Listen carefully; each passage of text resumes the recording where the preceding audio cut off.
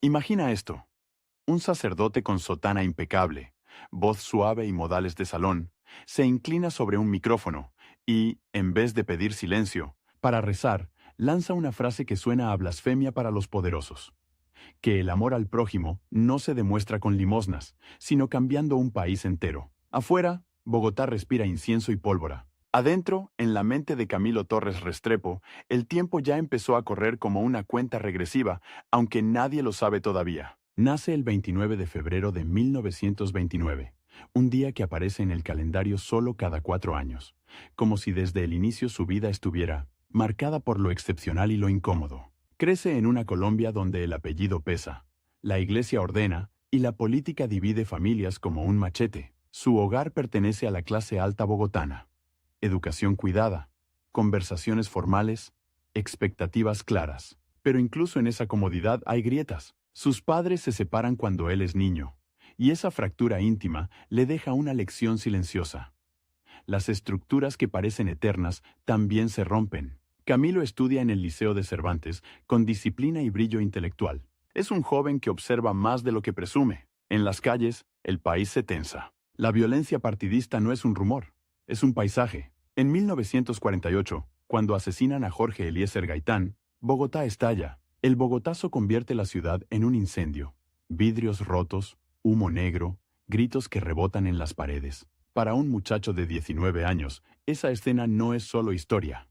Es una revelación brutal. La desigualdad deja de ser una palabra y se vuelve un cuerpo en el suelo. Una casa ardiendo.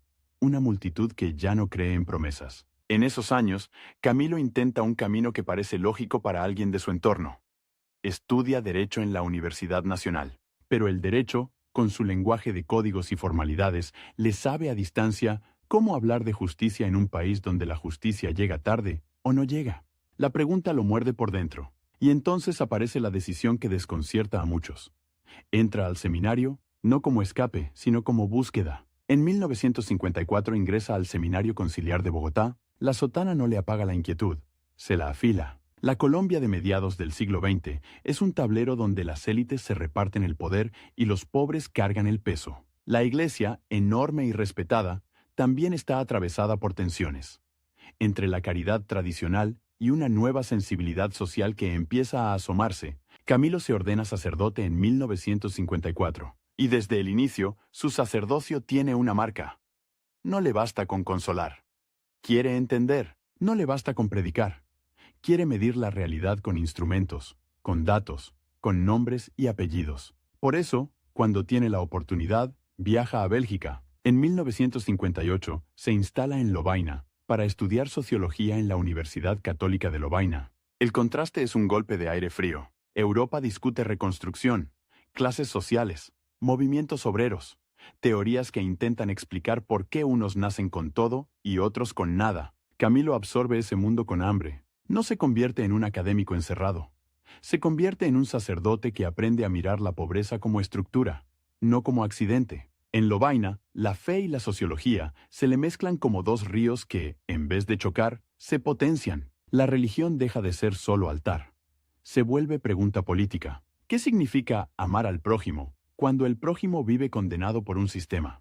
¿Qué significa paz cuando la paz es privilegio? Camilo empieza a formular una idea que lo acompañará como una obsesión. La caridad individual no alcanza si la injusticia es colectiva. Regresa a Colombia a comienzos de los años 60 con una mirada distinta, casi peligrosa. Ya no es solo el sacerdote elegante de Bogotá.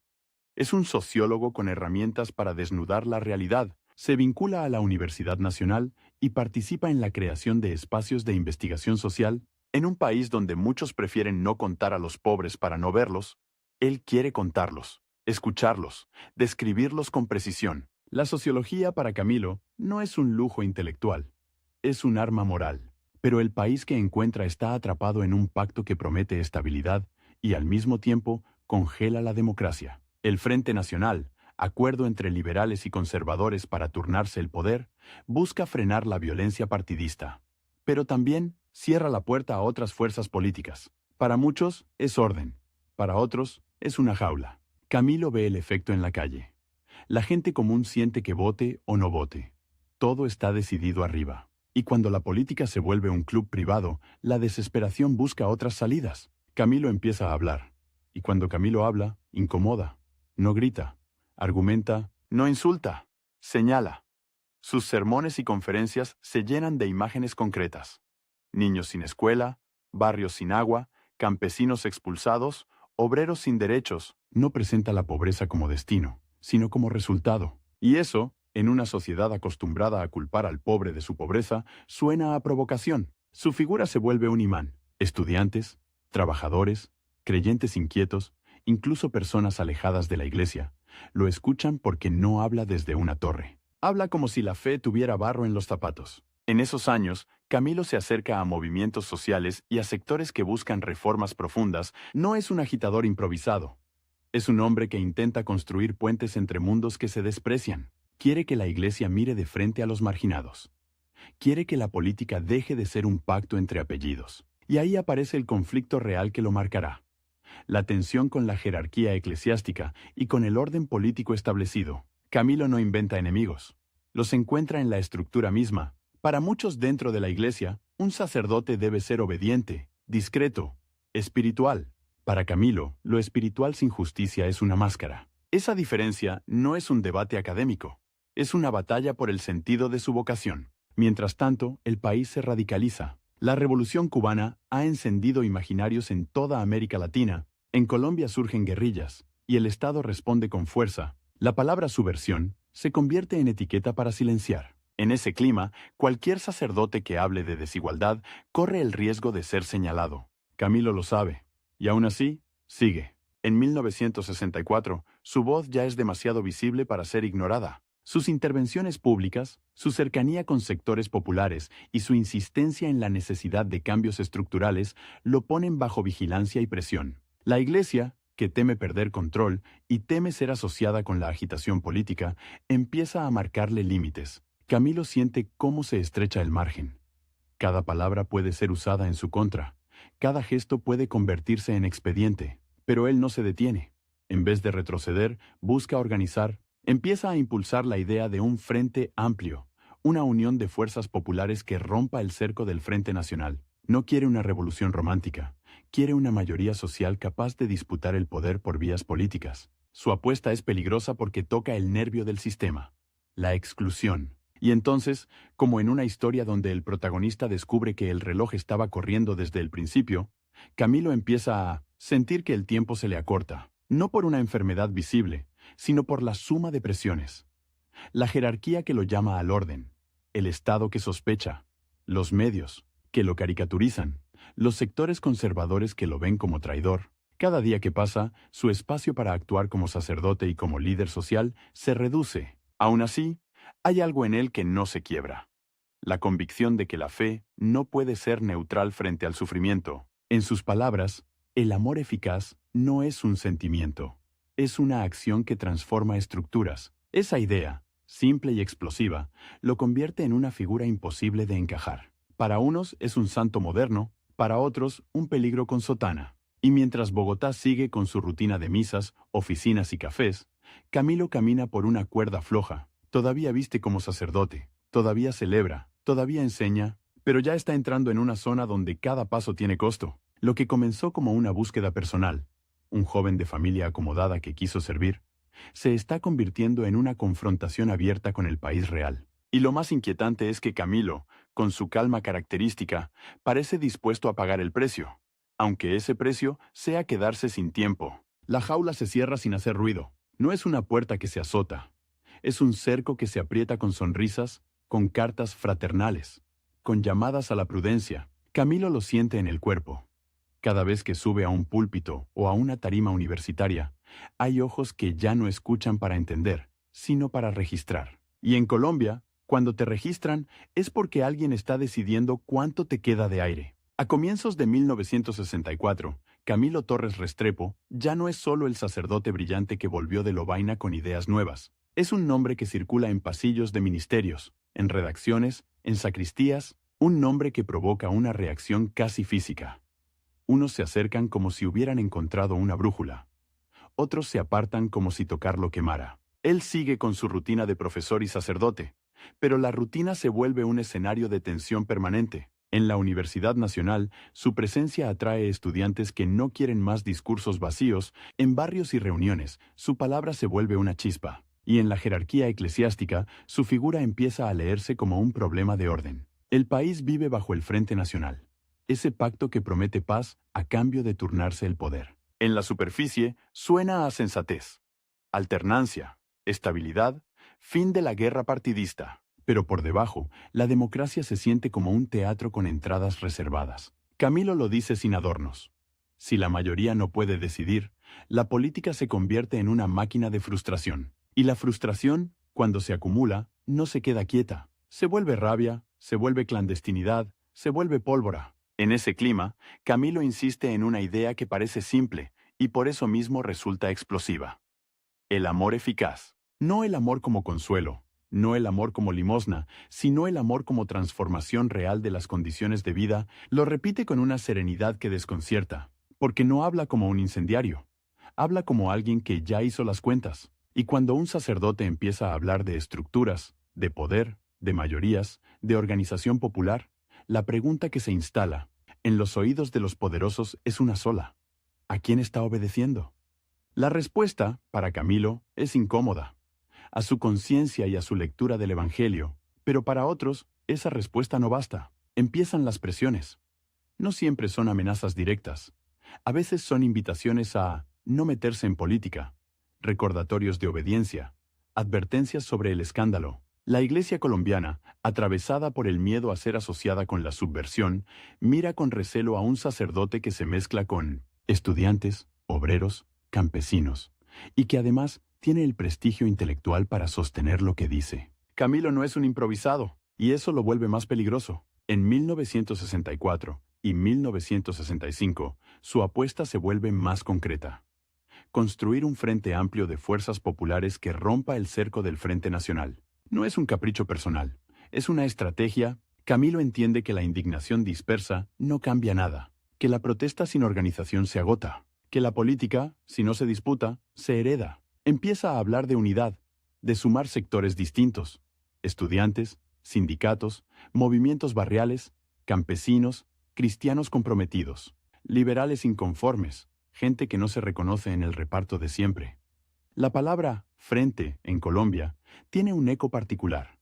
Suena a bloque, a choque, a desafío directo al pacto de las élites. Y entonces llega el giro que lo empuja al borde. Camilo intenta moverse dentro de los márgenes legales y públicos, pero descubre que esos márgenes son más estrechos de lo que parecen. Cada reunión se vigila, cada declaración se recorta, cada gesto se interpreta. Los medios pueden convertir una frase suya en un titular venenoso. Los sectores conservadores lo señalan como cura comunista. Y dentro de la iglesia, la paciencia se agota. La sotana, que para él es símbolo de servicio, para otros se vuelve un uniforme que no debe mezclarse con la calle. En 1965, la tensión con la jerarquía eclesiástica se vuelve frontal. Le piden que se retire de la actividad política, que elija, que recuerde su lugar. Camilo escucha, pero no se doblega. No porque disfrute el conflicto, sino porque siente que retroceder sería traicionar aquello que predica. Y aquí aparece el verdadero reloj.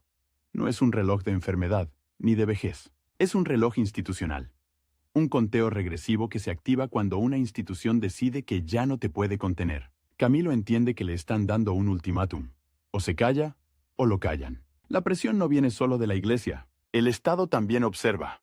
En Colombia, en esos años, la palabra orden se defiende con fuerza, y cualquier intento de reorganizar el mapa político por fuera del Frente Nacional se percibe como amenaza. Camilo, con su discurso de unidad popular, se convierte en un punto de convergencia, y cuando muchas miradas convergen en un solo punto, ese punto se vuelve blanco. Aún así, él acelera. No se esconde. Se expone más. Habla en auditorios llenos, en reuniones donde el aire se corta con cuchillo. Su voz, tranquila, describe un país que muchos prefieren no mirar. La tierra concentrada, el campesino expulsado, el obrero sin garantías, el barrio sin agua, la educación como privilegio. Y lo dice con una lógica que desarma.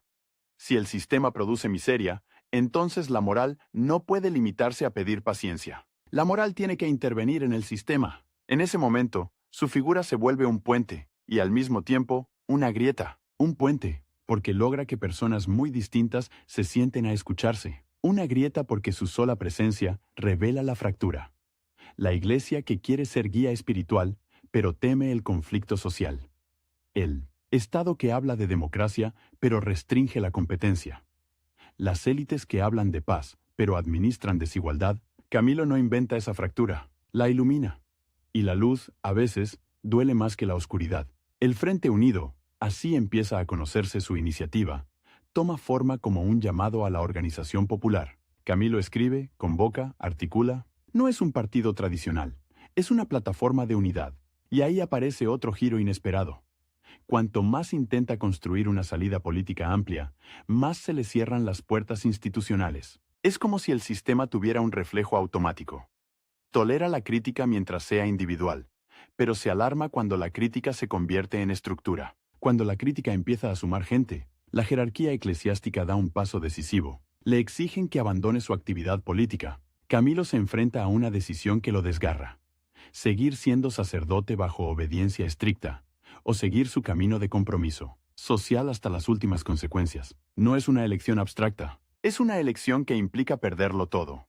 Su lugar en la iglesia, su legitimidad ante muchos creyentes, su seguridad personal, y, sin embargo, hay algo que lo empuja. La idea de que la neutralidad, en un país desigual, es una forma de complicidad. En 1965, Camilo toma una decisión que para muchos es incomprensible y para otros es inevitable. Solicita la reducción al estado laical, es decir, dejar de ejercer como sacerdote. No renuncia a su fe, renuncia a la estructura que le impide actuar como cree que debe actuar. Es un gesto brutal. Imagínalo. Un hombre que se formó para el altar, que celebró misa, que predicó el evangelio, que se ordenó con votos, ahora se ve obligado a salir del ministerio porque su lectura del amor cristiano lo llevó demasiado lejos. Para algunos es traición, para otros es coherencia, para él es una herida abierta, y aquí el relato se vuelve más oscuro, porque al salir del ministerio, Camilo pierde una protección simbólica. Ya no es el padre Camilo en el sentido institucional, es Camilo Torres, un líder político y social en un país donde los líderes sociales se vuelven objetivos. La sotana, que antes lo hacía intocable para ciertos sectores, ahora ya no está, y el sistema, que antes podía intentar disciplinarlo dentro de la iglesia, ahora lo enfrenta en campo abierto. Camilo intenta sostener el Frente Unido como alternativa política, pero el cerco se endurece. La represión, la vigilancia, la estigmatización, la fragmentación interna de los movimientos, todo conspira. Y además hay un hecho que pesa como una sombra.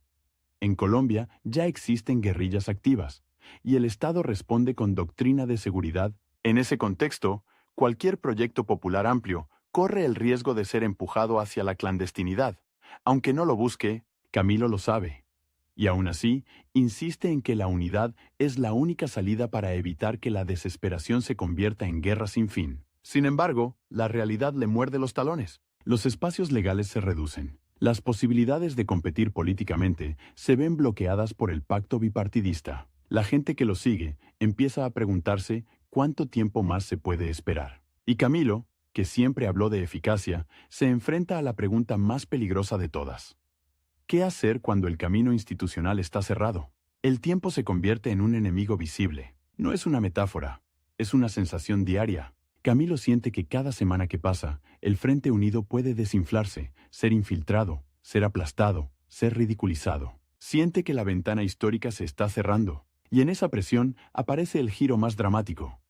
El hombre que quiso cambiar el país por vías de organización popular empieza a considerar que, en Colombia, la política legal está diseñada para no dejarlo entrar. A finales de 1965, su decisión toma un rumbo que sacude a todos, incluso a quienes lo admiraban. Camilo se acerca al Ejército de Liberación Nacional, el ELN, una guerrilla nacida en un contexto de radicalización continental y de cierre político interno. No es un salto romántico, es un salto desesperado y calculado. Él mismo lo plantea como una consecuencia.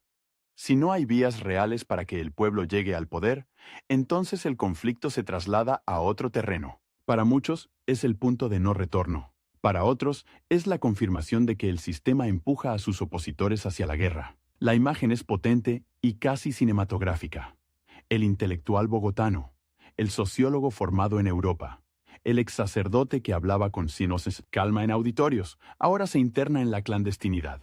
Cambia los pasillos universitarios por caminos de montaña, cambia el micrófono por el silencio táctico, cambia la visibilidad por la sombra. Y en ese cambio hay un detalle que corta como cuchillo. Camilo no tiene entrenamiento militar, no es un hombre de armas, es un hombre de ideas, pero cree que su presencia puede ser un símbolo, un puente, una forma de darle al movimiento una dimensión ética y política distinta. Y ahí el reloj vuelve a sonar, más fuerte, porque en la guerrilla el tiempo no se mide en calendarios, sino en patrullajes, en emboscadas, en hambre, en frío, en errores que se pagan con sangre. Camilo entra con una urgencia que lo consume. Quiere ser útil rápido, quiere que su decisión tenga sentido, quiere que su vida, que ya se volvió una controversia nacional, no termine en un gesto vacío. Pero la montaña no perdona la inexperiencia, y la guerra no respeta biografías. Mientras tanto, en las ciudades, su nombre se convierte en un fantasma. Unos lo maldicen desde púlpitos y columnas, otros lo susurran con admiración y miedo. La iglesia queda marcada por el escándalo. Un hombre formado en su seno se fue por considerar que la obediencia era incompatible con la justicia. El Estado lo convierte en enemigo, y sus seguidores quedan suspendidos entre la esperanza y el vértigo. El líder que les hablaba de amor eficaz ahora está en el lugar donde el amor se confunde con la violencia. Camilo, en la clandestinidad, carga con una contradicción que lo desvela. Su fe en la dignidad humana frente a la lógica brutal del conflicto armado, pero también carga con una certeza, que su vida ya no le pertenece, que su historia, desde el día raro de su nacimiento, siempre estuvo destinada a incomodar, y que ahora, con el tiempo en contra, cada paso que da lo acerca a un desenlace que nadie puede detener, pero que él parece aceptar como si fuera el precio final de su coherencia. Dicen que la guerra te vuelve anónimo, pero a Camilo Torres le pasó lo contrario. Cuanto más intentó desaparecer en la montaña, más creció su sombra en las ciudades, y lo más brutal es esto.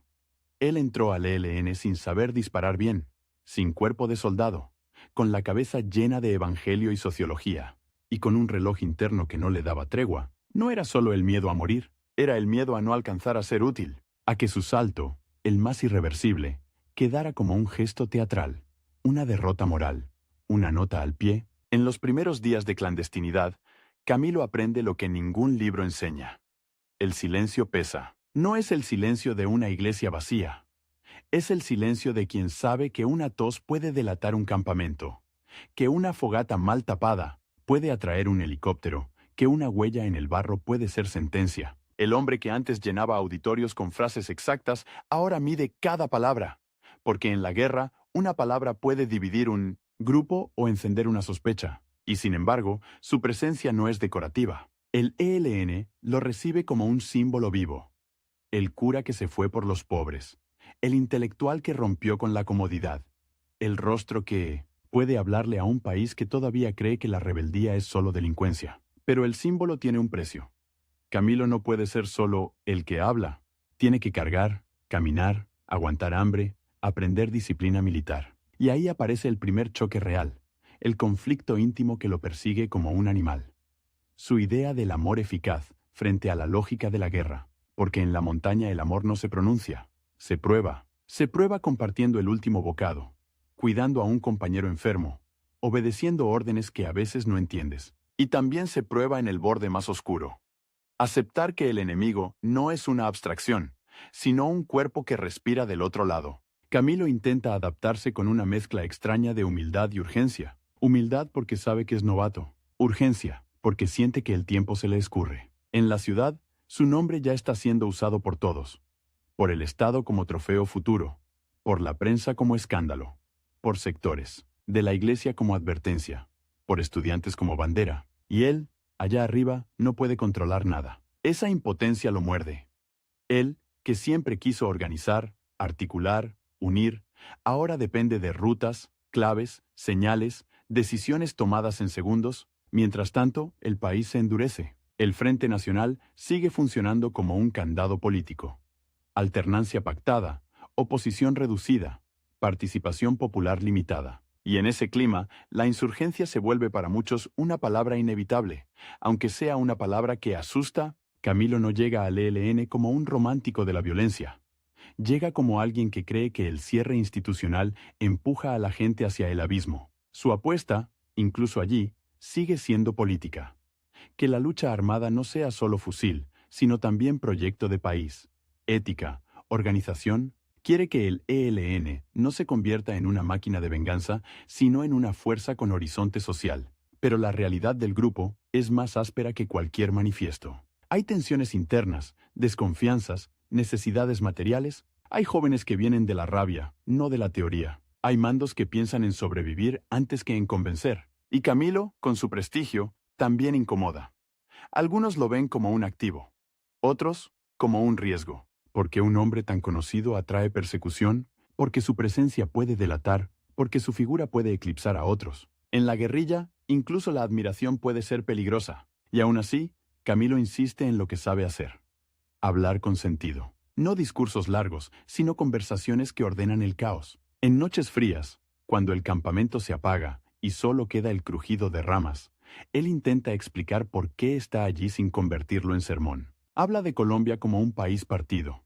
Tierra concentrada, pobreza heredada, democracia restringida. Habla de la necesidad de unidad popular, de que la violencia no puede ser un fin, de que el objetivo es que la mayoría tenga poder real. Y en esas palabras hay algo que sorprende.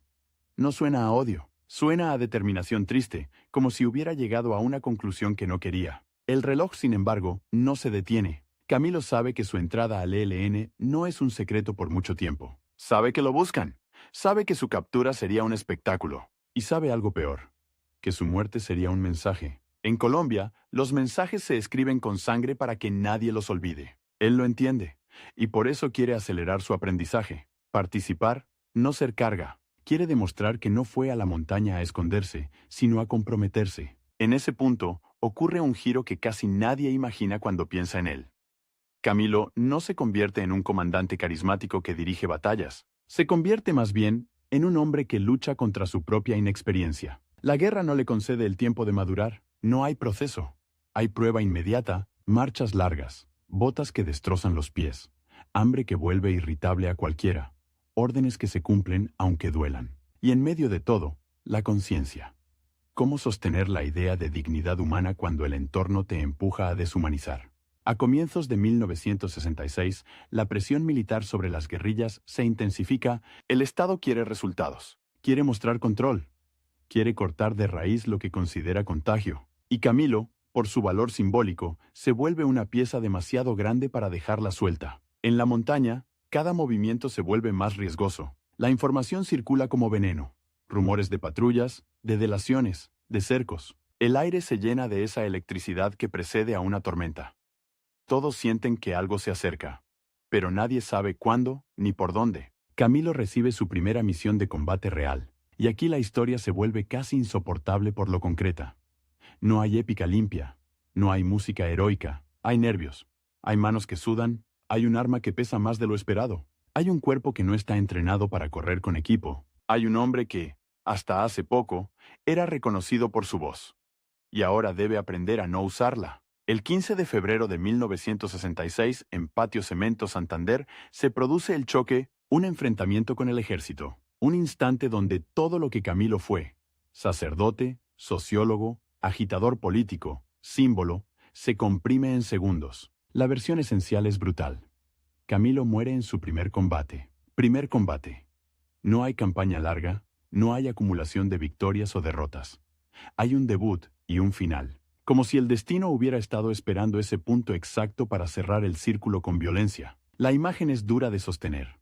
El hombre que hablaba de amor eficaz cae en un escenario donde el amor parece imposible. Y sin embargo, su muerte no apaga su historia. La enciende, porque el cuerpo de Camilo no es entregado públicamente. Su paradero se vuelve un secreto de Estado, un rumor persistente, una herida abierta. En un país católico, donde el entierro es rito y cierre, negarle el cuerpo a la gente es negar el duelo, prolongar el dolor, convertir la muerte en un instrumento político. Y eso, paradójicamente, lo vuelve aún más presente. Camilo se transforma en ausencia que grita. En las ciudades, la noticia corre como un golpe seco. Para unos es alivio. Se acabó el problema. Para otros es escándalo.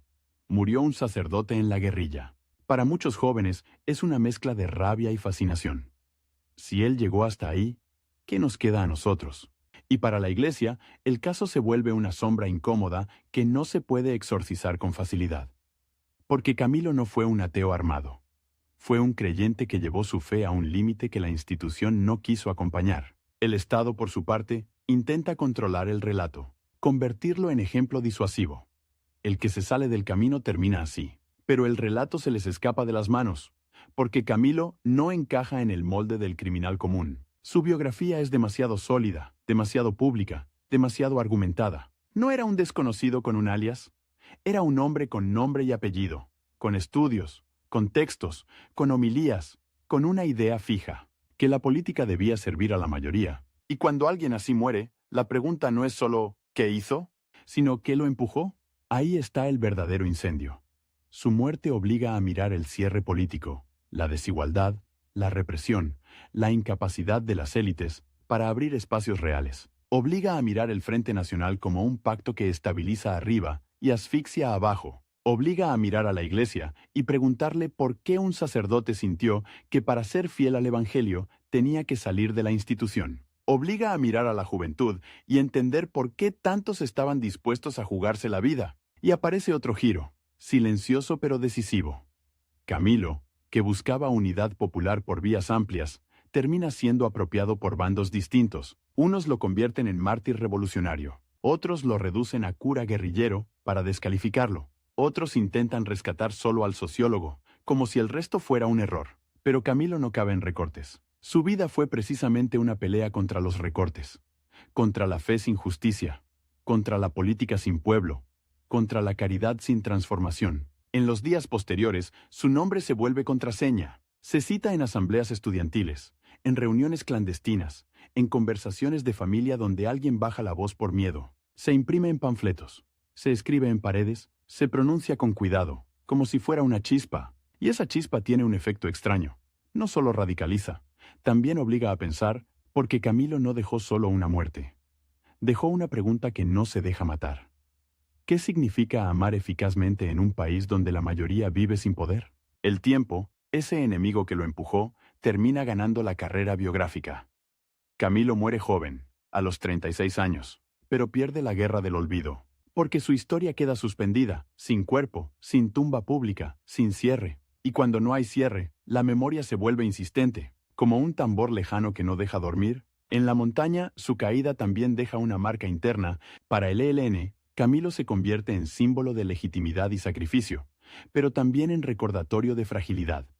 La guerra no perdona ni siquiera a los más convencidos. Para quienes lo conocieron de cerca, queda la imagen de un hombre que no buscó la muerte como espectáculo, sino que aceptó el riesgo como consecuencia, y esa diferencia importa, porque separa al fanático del coherente. Lo más inquietante es que, incluso en su final, Camilo sigue siendo un puente roto, sí, pero puente al fin, entre cristianismo y revolución, entre universidad y barrio, entre palabra y acción, entre ética y política. Y ese puente, aunque lo dinamitaron con balas, dejó escombros que todavía se pisan. Porque cada vez que Colombia discute sobre justicia social, sobre participación real, sobre violencia y sus causas, el nombre de Camilo vuelve como un eco incómodo. Y así, sin despedidas largas, su historia entra en una zona donde ya no manda él, sino lo que otros harán con su ausencia. Un hombre que quiso cambiar el país con organización termina convertido en mito por una muerte rápida. Un hombre que predicó amor termina recordado por un fusil. Un hombre que buscó eficacia termina atrapado en la pregunta más cruel. ¿Cuánta eficacia puede tener una vida cuando el sistema te obliga a elegir entre callar o desaparecer? La respuesta no llega en ese momento, solo queda la imagen final. Un camino de tierra, un choque breve, un cuerpo que no vuelve, y un país que, en lugar de cerrar la herida, la cubre con silencio. Pero el silencio, como Camilo aprendió en la montaña, no siempre es paz. A veces es solo el sonido de algo que está por estallar. El silencio que cubrió a Camilo después de Patio Cemento no fue un silencio de duelo. Fue un silencio de bóveda, como si el Estado hubiera entendido algo aterrador antes que todos, que un hombre puede morir, y aún así volverse más peligroso, porque a Camilo no lo enterraron ante cámaras, no lo devolvieron a su madre, No lo dejaron convertirse en un cadáver cerrado. Lo convirtieron en un misterio. Y un misterio, en Colombia, es gasolina. En los días siguientes al 15 de febrero de 1966, la pregunta se vuelve obsesión. ¿Dónde está el cuerpo? En un país católico, donde el entierro es un acto de orden, la tierra sobre el ataúd, el responso, la tumba como punto final.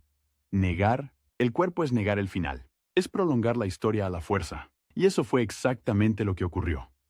Camilo pasó de ser un hombre a ser una ausencia administrada, un secreto de Estado. Un rumor que se transmite en voz baja, como si nombrarlo pudiera traer problemas. La prensa lo reduce a titulares que parecen cuchillos. Sacerdote muerto en combate. Cura guerrillero abatido. El poder intenta encajarlo en una sola palabra para neutralizarlo. Pero Camilo se resiste incluso muerto. Su biografía no cabe en una etiqueta. No era un desconocido con alias.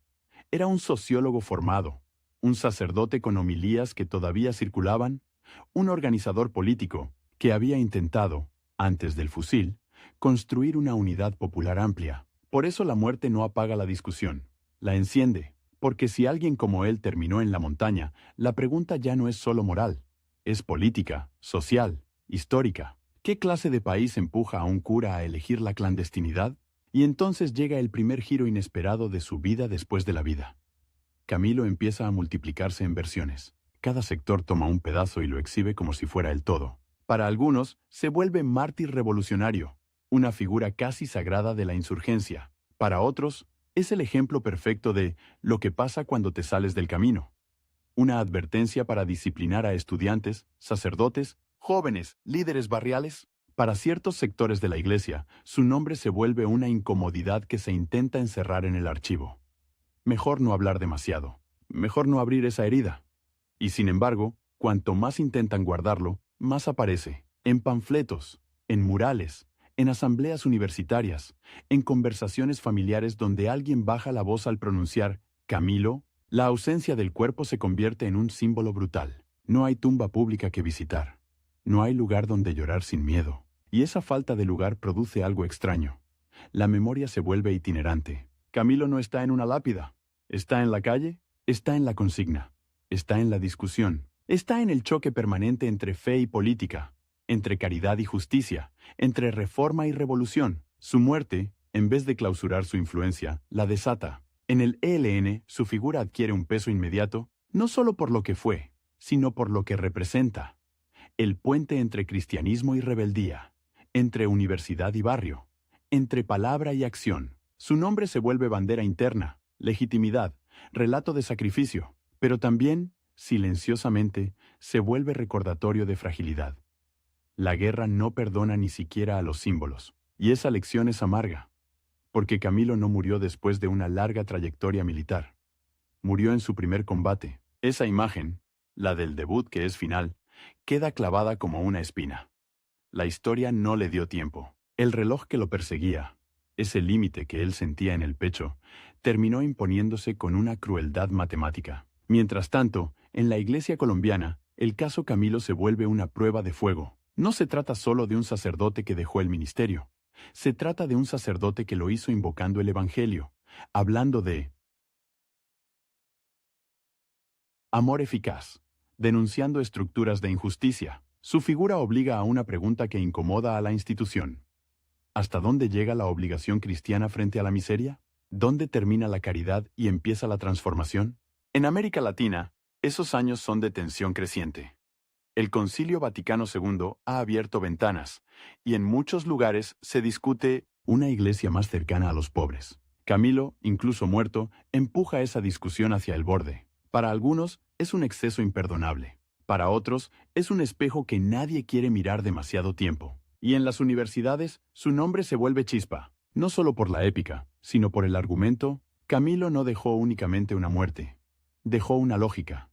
Si la democracia está cerrada, si la participación real es un espejismo, si la desigualdad es estructural, entonces la política se vuelve un callejón. Esa idea, peligrosa por su claridad, circula como electricidad. Hay jóvenes que lo leen como llamado a la radicalización, otros lo leen como advertencia trágica. El país está empujando a su gente más lúcida hacia el abismo. En ambos casos, Camilo funciona como detonante. El Estado, por su parte, intenta controlar el relato con dos herramientas: el miedo y el silencio. Miedo, para que su nombre no se convierta en contagio. Silencio, para que su ausencia no se convierta en altar. Pero el silencio falla, porque la ausencia del cuerpo es demasiado visible. Y el miedo falla, porque la figura de Camilo no se parece al estereotipo del bandido. Su historia está llena de aulas, parroquias, barrios, textos, debates. Es demasiado humano, demasiado cercano, y eso lo vuelve más inquietante. Si él pudo cruzar esa línea, entonces la línea no es un abismo reservado a monstruos. Es una frontera que atraviesan personas reales cuando sienten que no hay salida. Con los años, su imagen entra en una segunda metamorfosis, la de icono cultural. Aparecen canciones, en poemas, en afiches. Su rostro, serio, joven, casi siempre en blanco y negro, se vuelve una especie de santo laico para algunos sectores populares y estudiantiles. Pero aquí llega otro giro. Esa iconización también lo simplifica. El mito es cómodo porque evita la complejidad, y Camilo fue complejidad pura. Un hombre que quiso unidad popular y terminó en una organización armada. Un sacerdote que predicó amor y aceptó la lógica de la guerra. Un intelectual que buscó eficacia y murió antes de poder demostrarla. Convertirlo en estampita, revolucionaria o condenatoria, es una forma de no enfrentarse a su pregunta central. Esa pregunta sigue viva porque no depende de su fusil, sino de su diagnóstico. Colombia como país de mayorías sin poder. Tierra concentrada, pobreza heredada, participación restringida, violencia como lenguaje recurrente. Camilo no inventó esos problemas, pero los nombró con una mezcla rara de fe y método, evangelio y sociología, homilía y estadística, barrio y universidad. Y esa mezcla, incluso décadas después, sigue siendo explosiva, porque obliga a elegir. O aceptas que la injusticia es natural, o admites que es una construcción humana y, por tanto, desmontable. Y si es desmontable, entonces alguien tiene que hacerlo. Ahí está el nervio.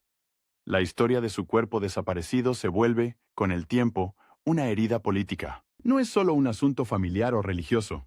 Es un símbolo de cómo el poder administra la muerte. La falta de sepultura pública impide el cierre, y al mismo tiempo, alimenta la leyenda. Cada cierto tiempo, el tema vuelve. ¿Dónde lo enterraron? ¿Por qué ocultarlo? ¿Qué temían? Y esa insistencia revela algo. El país no terminó de procesar lo que Camilo representó, porque procesarlo implicaría reconocer que su salto no fue un capricho individual, sino una respuesta, equivocada para unos, inevitable, para otros, a un sistema que cerraba puertas. En esa zona de disputa, su legado se vuelve campo de batalla. Hay quienes intentan rescatar al Camilo sociólogo y separar al Camilo guerrillero, como si fueran dos personas distintas. Hay quienes hacen lo contrario. Lo reducen a su final armado para borrar todo lo anterior, como si su vida hubiera sido una caída lineal, pero Camilo fue, precisamente, un hombre que se negó a vivir fragmentado. Su idea de coherencia era total. Si la fe exige justicia, entonces la justicia exige política.